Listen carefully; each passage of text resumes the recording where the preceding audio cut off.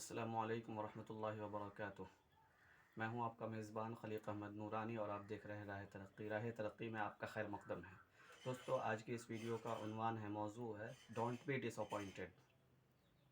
اس موضوع کو انتخاب کرنے کا خاص مقصد ہے کیونکہ جب ہم کوئی کام کرتے ہیں تو اس اسٹیج سے ہر آدمی کو گزرنا پڑتا ہے۔ زندگی میں کبھی نہ کبھی آدمی اس اسٹیج سے، اس مرحلے سے ضرور گزرتا ہے۔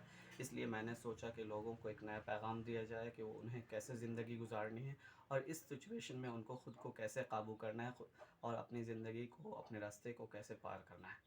دوستو، جب ہم کام شروع کرتے ہیں تو بہت بار ایسا ہوتا ہے کہ ہمیں ناکامیوں کا سامنا کرنا پڑتا ہے، اور یہ ایک اٹوٹ اور ناقابل تردید حقیقت ہے کہ جب ہم کسی بھی کامیابی کو اچیو کرنا چاہتے ہیں تو ہمیں ناکامیوں کا استقبال کرنا چاہیے۔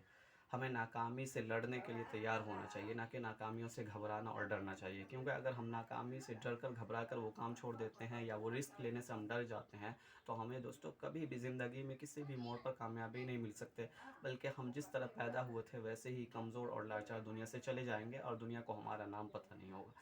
آپ جس کامیاب اور سکسیسفل انسان کی بھی تاریخ اٹھا کر دیکھیں تو آپ کو اس کی تاریخ میں یہ بات ضرور نظر آئی ہوگی کہ اس نے بہت زیادہ مشقتیں جھیلی ہیں، بہت زیادہ پریشانیاں اٹھائی ہیں، اس کے بعد اس کو یہ مرتبہ، یہ مقام، یہ منزل حاصل ہوئی ہے۔ تو دوستو، اگر ہم کوئی منزل اور کوئی مرتبہ، کوئی مقام حاصل کرنا چاہتے ہیں تو ہمیں بھی ناکامی کا استقبال کرنا ہوگا کامیابی سے پہلے۔ لیکن اکثر ایسا ہوتا ہے کہ ہم لوگ جب کوئی کام شروع کرتے ہیں تو تھوڑے دن کے رزلٹ کے بعد ہم اپنے آپ کو مایوس ہونے لگتے ہیں، کمزور سمجھنے لگتے ہیں، لاچار سمجھنے لگتے ہیں اور اپنے بزنس کو یہ سمجھتے ہیں کہ یہ اب کبھی کامیاب نہیں ہو سکتی۔ لیکن ایسا نہیں ہوتا ہے، اتار چڑھاؤ زندگی میں آتا رہتا ہے۔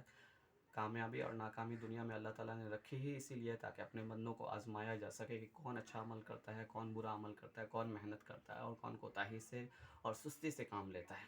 لیکن دوستو، ہم کو ان لوگوں کی طرح کام نہیں کرنا ہے کہ جو محنت سے ہار کر یا محنت چھوڑ کر ہاتھ بند کر کے بیٹھ جاتے ہیں اور سارا قصور تقدیر پر ڈال دیتے ہیں۔ تو ہمیں تقدیر پر کوئی قصور نہیں ڈالنا ہے، کوشش کے بعد تقدیر پر بھروسہ کیا جاتا ہے۔ علامہ اقبال کا غالباً ایک شعر ہے، نہ کر تقدیر کا شکوہ مقدر آزماتا جا، ملے گی خود بخود منزل قدم آگے بڑھاتا جا۔ تو اگر ہم منزل کو پانا چاہتے ہیں، ہمارا مقصود منزل ہے، تو ہمیں قدم دھیرے دھیرے آگے بڑھاتے جانا چاہیے، step by step we have to go ahead.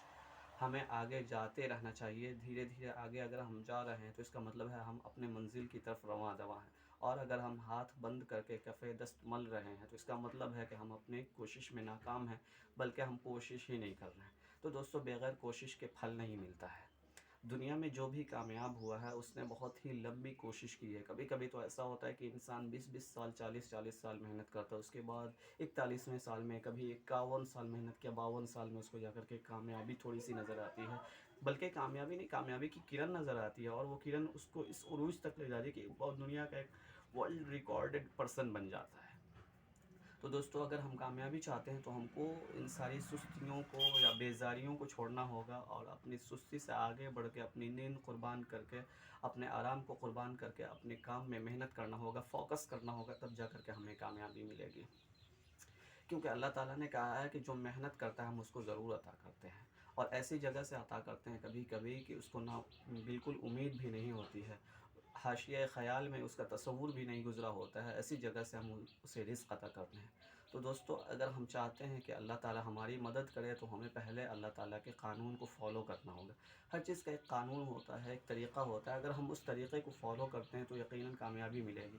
یہ دنیا کا بھی اصول ہے کہ دنیا میں جو قانون بنا ہوا ہے ہمیں اس قانون کے مطابق چلنا پڑتا ہے۔ اگر ہم اس قانون کی خلاف ورزی کرتی ہیں تو قانون ساز یا قانون پرست یا قانون نے جن لوگوں کو رکھا ہوا، ہائر کیا ہوا ہوتا ہے، اس کی گرفت میں ہم آ جاتے ہیں اور گورنمنٹ کی نظر میں ہم آ جاتے ہیں۔ بہت بار ایسا ہوتا ہے کہ جیلوں کی سلاخوں کا سامنا کرنا پڑتا ہے، اس میں اپنے وقت کال کوٹری میں گزارنے پڑتے ہیں۔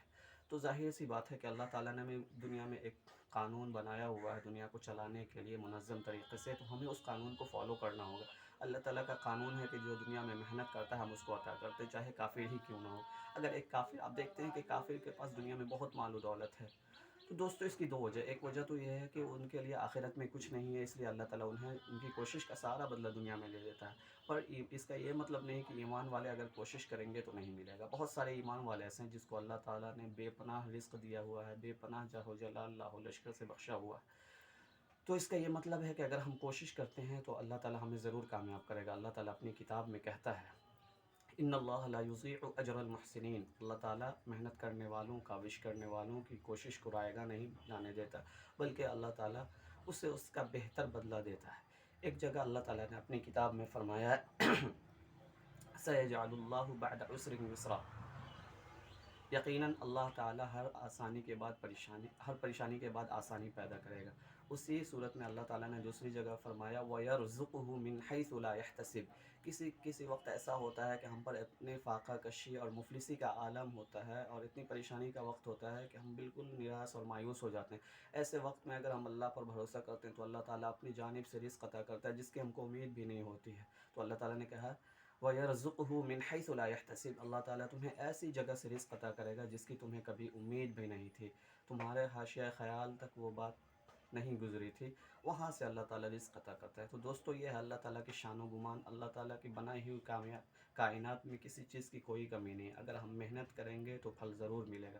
تو دوستو آپ نا امید نہ ہوں، بلکہ امید کے ساتھ، امید کی کرن کے ساتھ، نئے جذبے، نئے شوق کے ساتھ آپ کو جس اسٹیج تک جانا ہے، آپ کو منزل پہلے طے کرنی ہوگی کہ ہم کو اب اگلے آئندہ 10 سال میں کہاں تک پہنچنا ہے، اور اس کے حساب سے آپ کو ترتیب وار ایک ایک کام کی کوشش کرنی ہوگی، تب جا کر کے کامیابی ملے گی۔ اور اگر ہم غیر منظم طریقے سے محنت کر رہے ہیں تو یہ محنت تو ضائع ہونی ہی ہونی ہے۔